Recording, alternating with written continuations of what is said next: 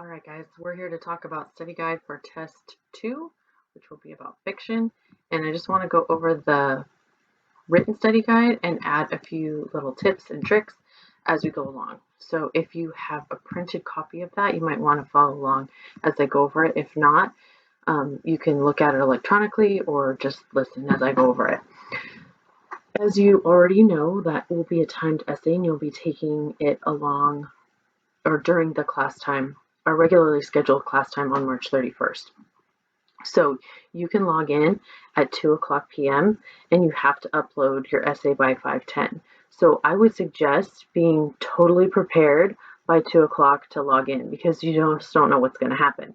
So let's say you log in at 2 o'clock and you start working and you have trouble with the internet, or you have trouble with whatever program you're using, Google Docs or whatever, or someone in your family interrupts you, or whatever happens, the mailman comes with a delivery or whatever. There could be interruptions, and you want to have the most time possible to work on this. It may take a little bit longer than test 1 for one reason. You will probably have to refer to more than one source. So you want to give yourself plenty of time. You don't want to be rushing at the end. So log in at 2 o'clock. Don't wait until 3 thinking, oh, 2 hours is plenty of time. Give yourself the full amount of time to take the test. Log in at 2 o'clock. And I don't mean at 2:05 say, oh, I wonder where my book is, and then get your stuff and then sit down and then log in and it's 2:30 by the time you're actually working. I mean, by 2 o'clock, have all your materials ready, have everything set out in front of you, and be logged into Canvas waiting for those prompts to show up. So that was my first suggestion. But other than that, it'll just be like as if you were in class. It's just that you'll be taking it at home or from wherever you have access to a computer and the internet. Let's see. The next thing is what I'm looking for on your essay. Basically what I'm always looking for on an essay, right? I want a clear thesis statement that directly answers the prompt. So look at that prompt. You can even reword it so that you're actually answering it. Make sure you get some kind of so what or reason for that answer in the thesis statement.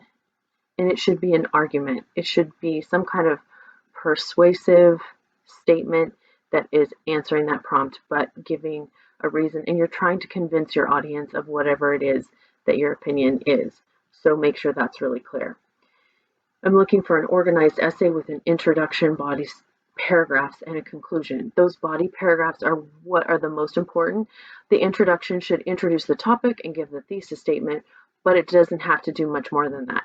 It doesn't have to be super creative. Don't spend a lot of time on your introduction unless you finish early and then you want to go back and beef up your introduction, that's fine. But don't freak out about the introduction. If you at least introduce the topic and get to your thesis statement, that's fine. The thesis statement, spend some time on that, but the rest of the introduction is not a huge deal as long as you at least just introduce the topic. Don't worry about making it super fancy. Same thing with the conclusion. It can be short. It can be a couple of sentences. It is not where I'm going to be super concerned. As long as you kind of try to tie everything together and don't just repeat exactly what you said in the beginning, that's fine. Just focus your energy and your time on the body paragraphs, because what I really want to see is, could you develop your argument? Could you make some good topic sentences that gave reasons for what you were trying to say, and then support those reasons with evidence from the text, specifically quotations, well-chosen quotations that you quoted exactly, that you didn't misquote, that you didn't take out of context, and that you properly cited, that you introduced effectively and explained how they supported your argument. If you can do that, then you have a pretty solid essay. And if that introduction and conclusion are just kind of short, that's fine. This is an in-class essay. This is not a longer paper, so don't worry too much about that. Okay, but reasonable development is the next thing on your list, and the reasonable development is, okay, so if you have 2 body paragraphs, 3 body paragraphs, 4 body paragraphs, that's fine. Even 2, as long as they're reasonably well developed insofar as they have at least one or two good quotations that are, again, well chosen, well integrated, and well explained. Okay, and then here's a really big, super important thing. The next one is the works cited page. Now, some of you are having a little trouble with your works cited page, and you are not going to pass this class if you don't figure this out. So let's make sure we can figure this out.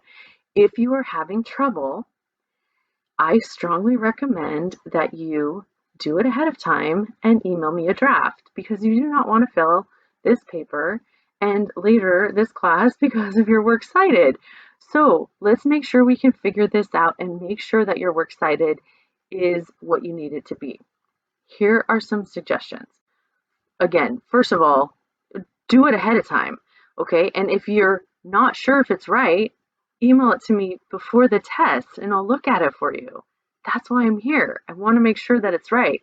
And some of you are still making the same mistakes that you made on the very first assignment. So let's get rid of that, okay? Let's fix those mistakes. Now, there are some mistakes on a works cited page that are not that big of a deal. You'll lose a few points. Okay, no big deal.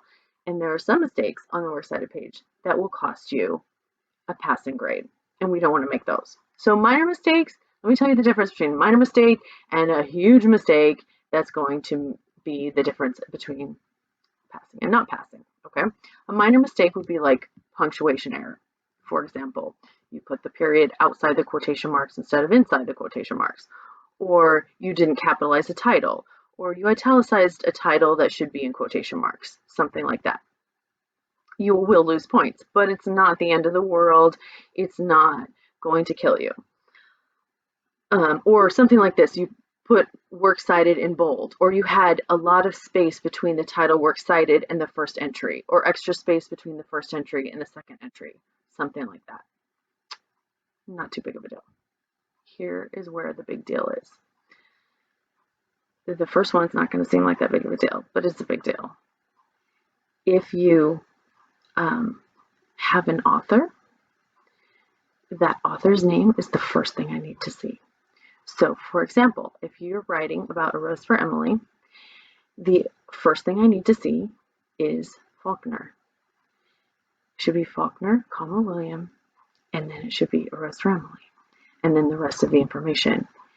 If you put the editor's name first, you're not giving Faulkner credit for writing A Rose for Emily. And this is basically plagiarism. So it is a really huge deal, and you cannot do this. And please don't do it. You have to, okay, so first of all, your citation is not going to match what you have as an in-text citation in the body of your essay, which is going to be very confusing to the reader, because then they're going to see Faulkner in your essay, and they're not going to see Faulkner on your works cited page.